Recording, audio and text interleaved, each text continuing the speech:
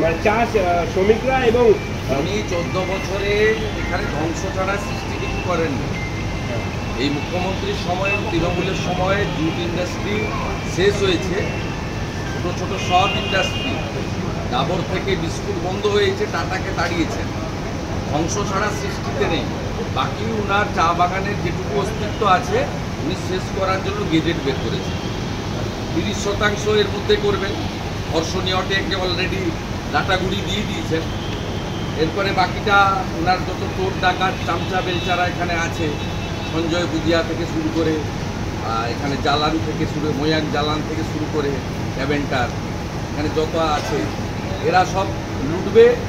আর ওখানকার গরিব চা শ্রমিকরা, মূলত জনজাতি আদিবাসী, গোর্খা নেপালি, রাজবংশী, তারা শেষ হবে। ইতিমধ্যে কয়েক হাজার উটি কেরালা চলে গেছে, কয়েক হাজার আসামে চলে গেছে।